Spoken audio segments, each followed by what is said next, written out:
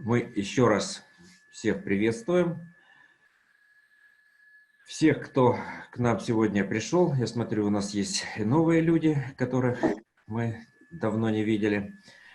Потому что мы сегодня будем говорить про такие особенности светлиц, которые называются антикатастрофные режимы. Что это такое, как это связано теоретически, как мы с этим можем взаимодействовать, с этими режимами светличными. Мы будем на примере светлицы блага. Этот поток, как просто вот что-то через нас проходящее.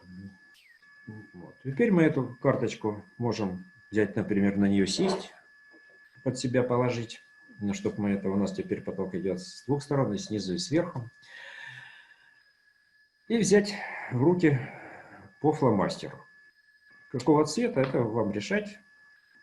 Значит, задача. Каждый ставит свою задачу. Чего, собственно говоря, он в этом мире хочет реализовать во славу Творца. Или знания получить. Да? То есть обращаемся к Богу, чтобы он говорит, научи нас, чего нам надо. Да? Что же нам в этом мире делать? Есть задача какая-то у каждого, да, то есть у кого-то это повышение благосостояния, у кого-то это наладить отношения с кем-то, у кого-то это новые идеи, чтобы в голову пришли и так далее. Поэтому мы рассматриваем, что у нас есть две стороны медали. Вот одна и другая, вот две руки. Да? Поэтому мы сейчас я включу музыку, и мы начнем что этими руками двигать. То есть, но двигать давайте мы попробуем сейчас сначала вот как бы подвигаем просто руками, да, то есть как бы вот у нас есть, взяли фломастер и просто подвигаем, ощутимо, попытаемся ощутить, что вот у нас есть некий поток, да, то есть мы как бы слушаем его и чувствуем, что вот нас, не мы сами руки двигаем, а наши руки двигает вот этот поток, да, то есть как бы мы ощущаем, что у нас вот есть это движение, что нас свет двигает в этом мире. И чем больше мы просветляемся, тем больше мы можем поток этот в себя впустить, тем мы сильнее ощущаем вот это вот движение, которое нам задается этим потоком. И начинаем, ставим теперь эти фломастеры в бумагу и начинаем потихонечку двигаться в лабиринте. Да? То есть мы двигаем опять же руки в лабиринте времени. У нас есть некие лабиринты, которые мы отображаем как световые потоки. То есть руки идут сами по этому.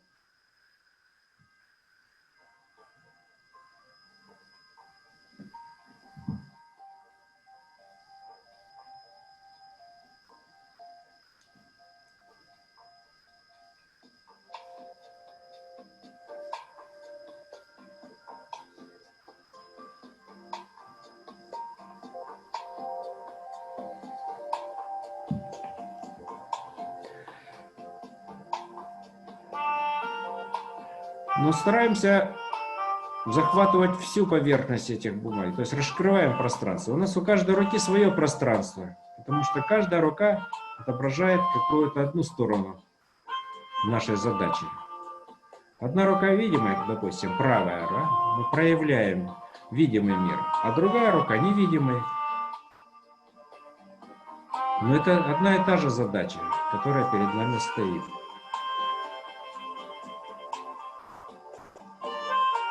Поэтому мы двигаем руками по бумаге.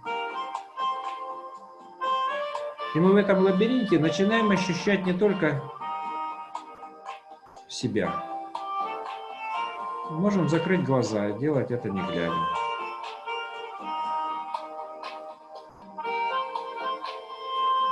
Мы ощущаем, что руки могут сами двигаться, они не синхронизированы иногда бывают даже. Одна какой-то двигается по одной траектории, другая по другой. И каждое изменение направления движения нам изменяет реальность вокруг нас. И мы начинаем попадать в какие-то другие слои реальности.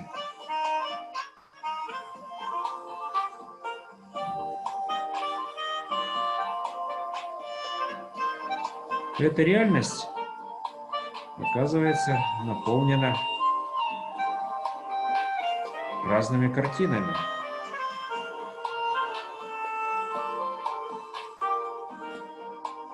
Поля, леса, луга.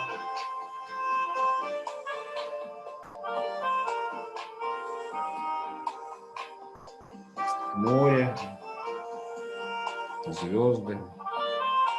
Это все разные реальности, которые проплывают перед нами.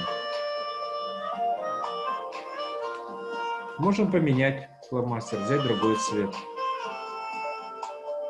порисовать другим цветом.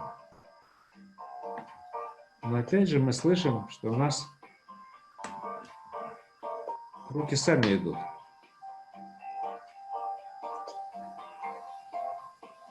Это некий энергопоток мы проявляем, который нас несет к решению нашей задачи.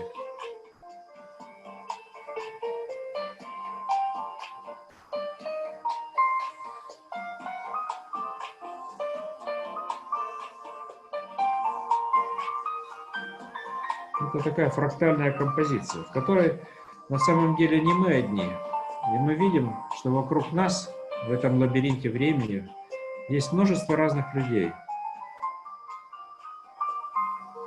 которые двигаются параллельно нам, в другие стороны. Но мы ощущаем связь с этими людьми, световую связь времени.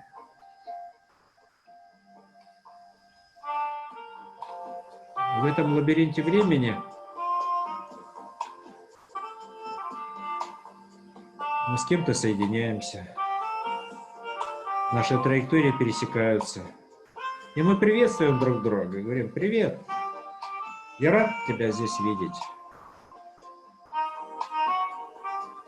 Мы делаем одно дело. Мы являемся частями Творца.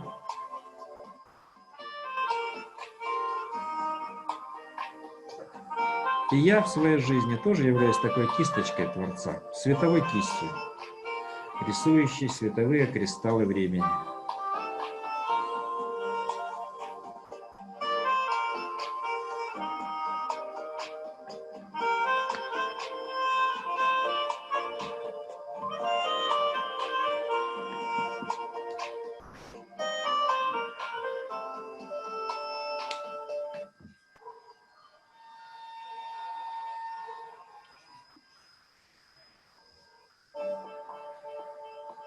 И эти кристаллы времени раскрываются перед нами чудесными узорами, чудесными картинами будущего.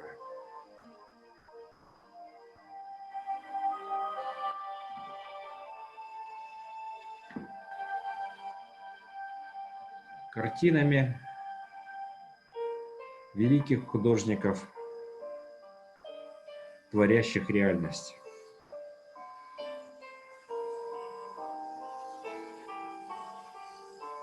Художников, которые творят новое время жизни. Именно это позволяет становиться природе более разнообразной. Это открывает новые возможности для мира. Это создает ощущение единства с миром. Мы все части Бога. И в каждом есть божественная искра. И об этом надо помнить. Не забывать свою божественную сущность.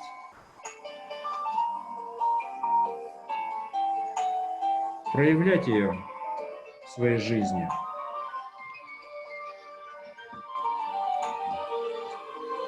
Проявлять ее с благодарностью.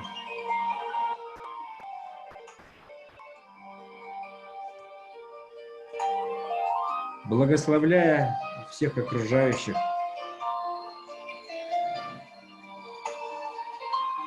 На создание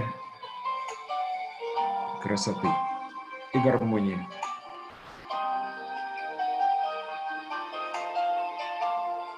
Отсюда появляется и благоразумие, и благодушие, благорасположение и прочая благодать.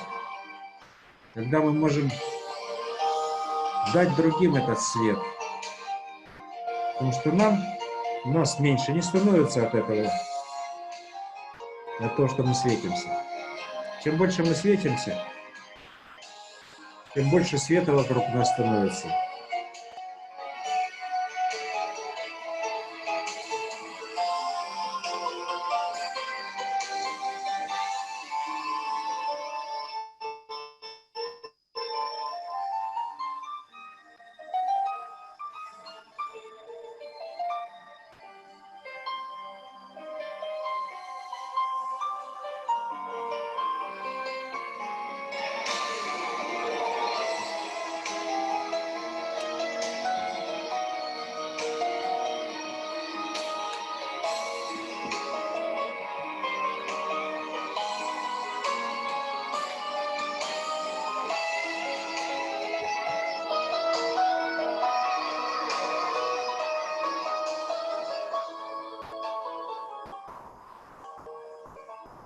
Ну, потихонечку заканчиваем процесс творения, сотворения. Продолжаем ощущать вот этот поток, который струится через нас. Давайте положим руки сначала на эти наши картинки.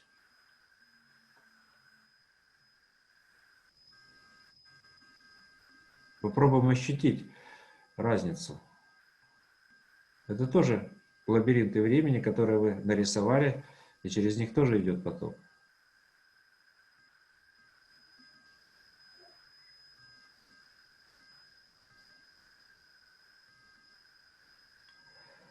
А теперь можно сделать такой приемчик интересный.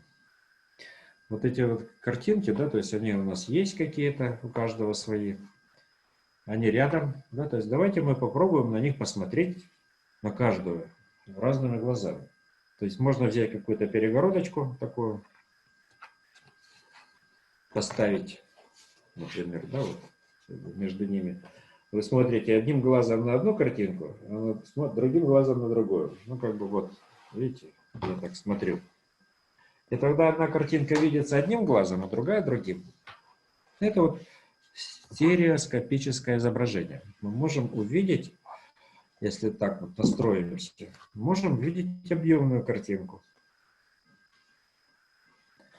Что это будет делать картинка? Она нам будет что-то в голове перестраивать под нашу задачу. Мы же отобразили, на самом деле, в этой картинке решение нашей задачи. В ней есть некая структура, которую мы проявили. Проявленность этой задачи вот в двух вариантах ее, да, то есть может создать одно целое, если будем смотреть вот так вот на нее разными глазами. То есть вот создать условия, то есть это не всегда просто на самом деле, то, что это на расстояние поменять. Но попробовать так смотреть сквозь эти картинки, так, чтобы они в глазах они соединились, слились в одну. И тогда можно увидеть объем. Ну, займетесь этим на досуге, посмотрите на свои картинки. Что можно еще с ними делать? Ну, это же карты вашей задачи, световые карты. Их можно использовать для настройки, опять же, да, то есть для того, чтобы дальше перейти в объем. Вот мы сейчас двигали руками, мы как бы формировали некое плоское отображение. Но оно уже объемное, да? Поэтому что можно будет сделать, например?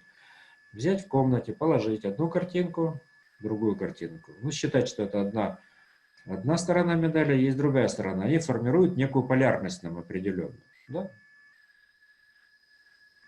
Положили эти картинки на пол, встали между ними, включили музыку и пытаетесь опять же вот отобразить то, что там нарисовано своим движением.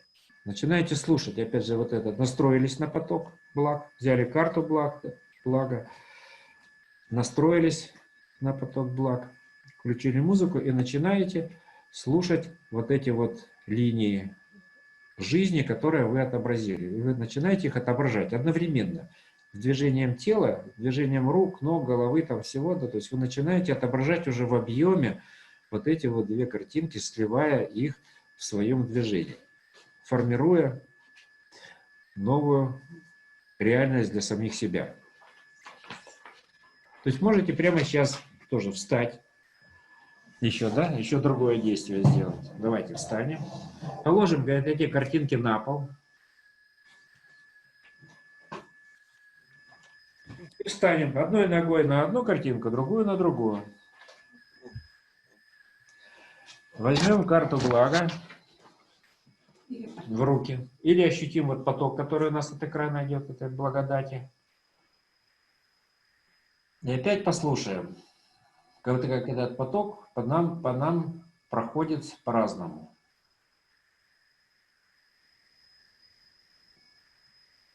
Как он нас отстраивает и каким образом у нас он внутри отображается.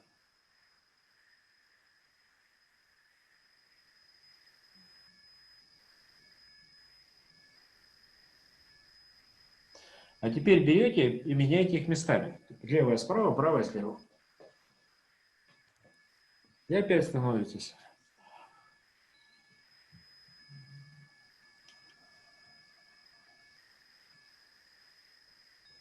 И слушайте, чем отличается ощущение первое от других, от вторых?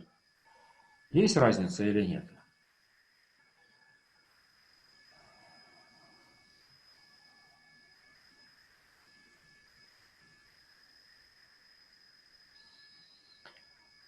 Вот. Можно на месте стоя, да, попробовать включить. А давайте сейчас мы продолжим. Вот мы стоим сейчас на своих этих картах, да, то есть как бы на своих лабиринтах времени. И теперь давайте попробуем подвигаться. Ну, не сходя с места, но телом. Ощутить этот поток.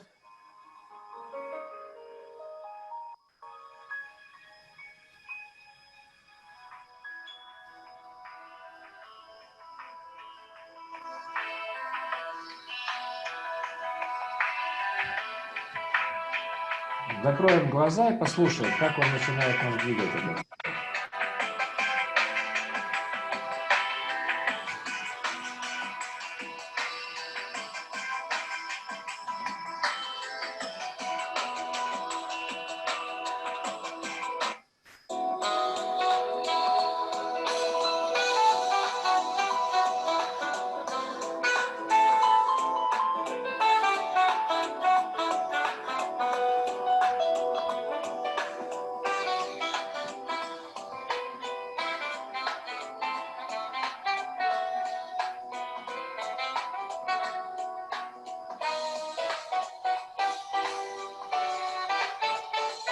Начинаем двигаться.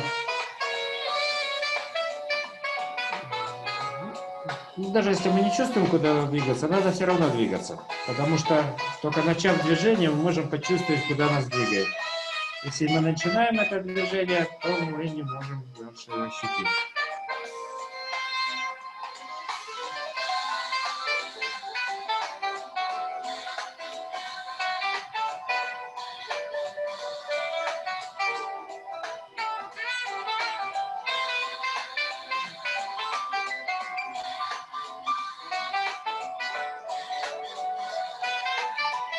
Можно и сойти с этих картинок и как бы расширить поле, по которому вы двигаетесь.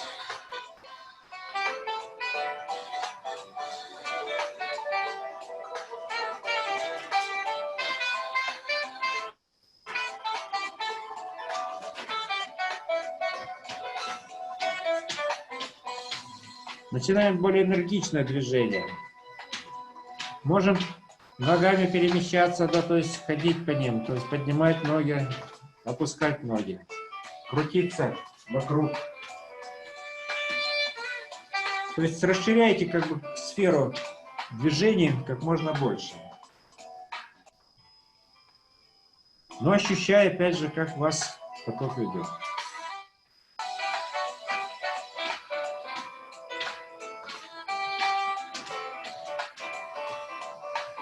Ощущаем, что на самом деле это не личный поток, это поток, часть потока общего. Вот всех, которые здесь есть. А нас здесь сейчас 55 человек.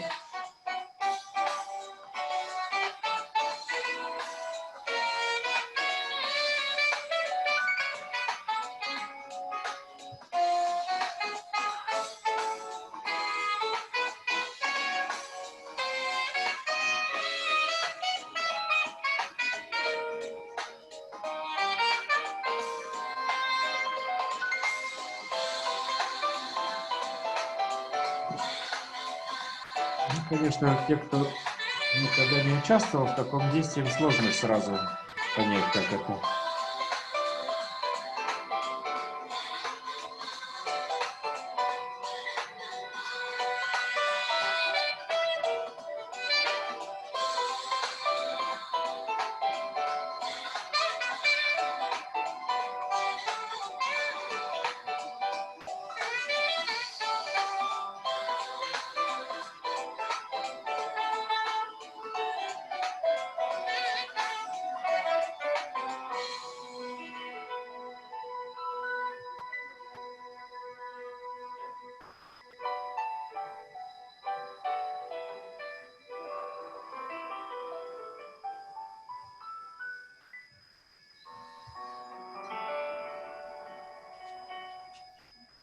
Ну вот таким образом мы как бы наметили некое действие, которое мы можем реализовывать с помощью вот такой нехитрой методики.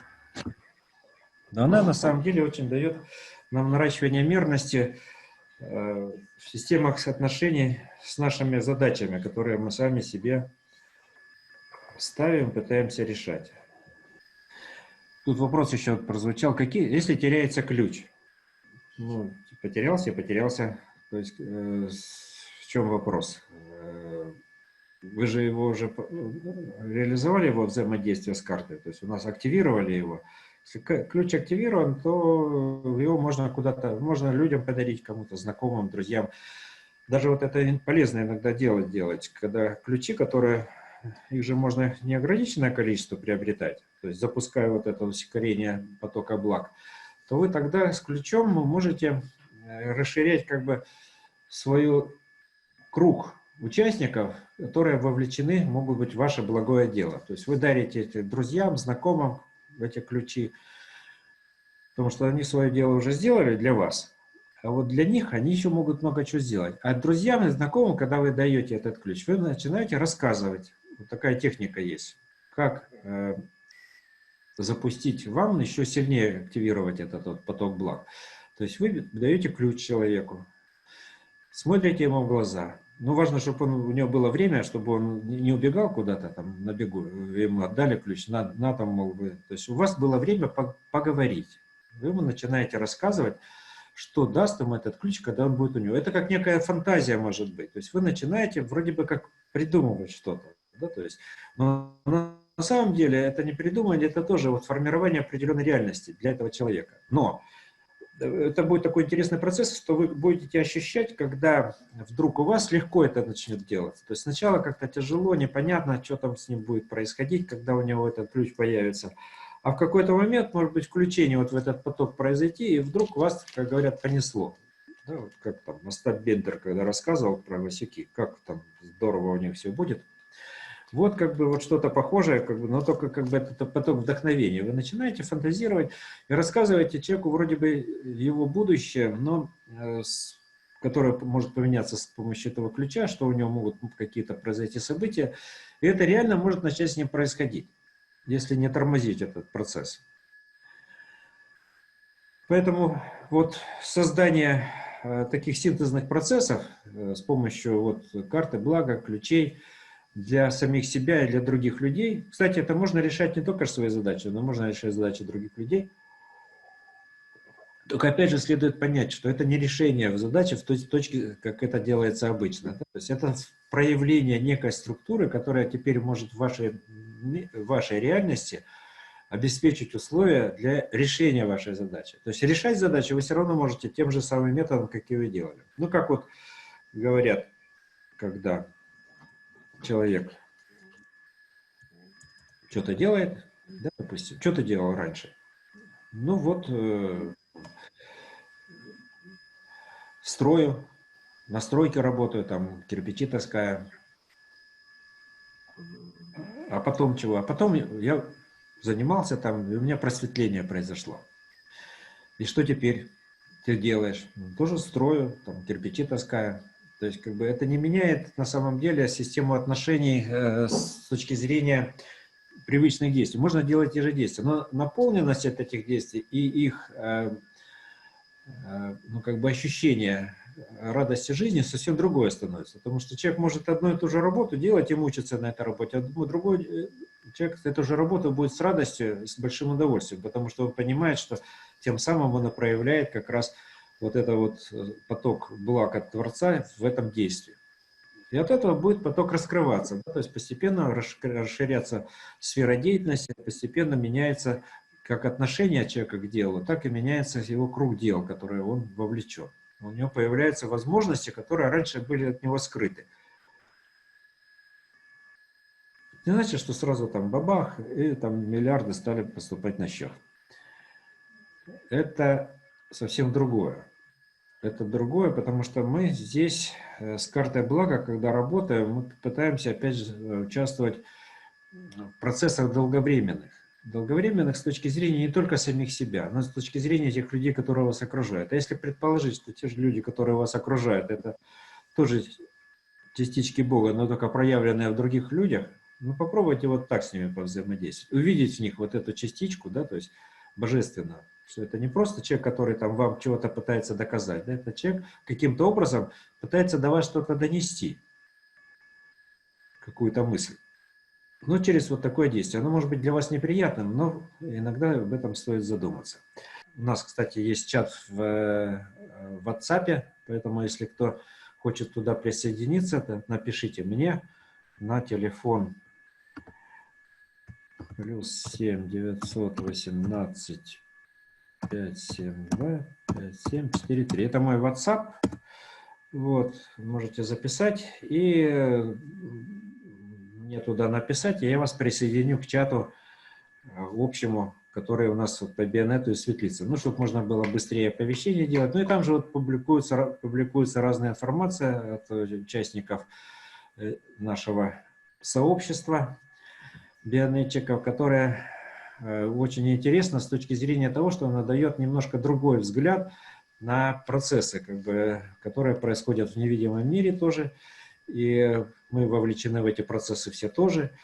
И поэтому другие взгляды, они нам расширяют наши представления об этой реальности, в которой мы находимся, не дают нам ограничиваться только вот видимым миром. Почему нас видимый мир сильно ограничивает? Ну, потому что мы видим мир поверхности.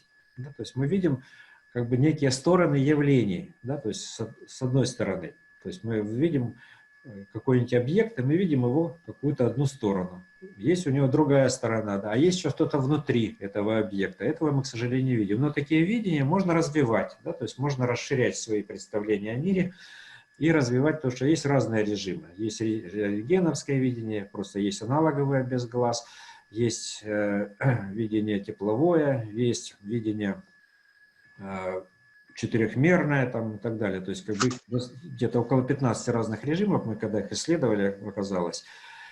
Вот. И вот у нас появилась новая повязка, называется аргоновая маска. Да, то есть как бы, ну, эта повязка очевидна, но только мы туда добавили кое-какие структуры и еще добавили туда несколько слоев фольги, получился еще там дополнительный аргоновый аккумулятор. И вот эта повязка нам дает очень интересные эффекты. Если эта маска пока еще не продается на машинах, то есть пока ее можно только через сайт Translators купить, ну или напрямую как бы с нами связаться, и тогда можно будет ее приобрести.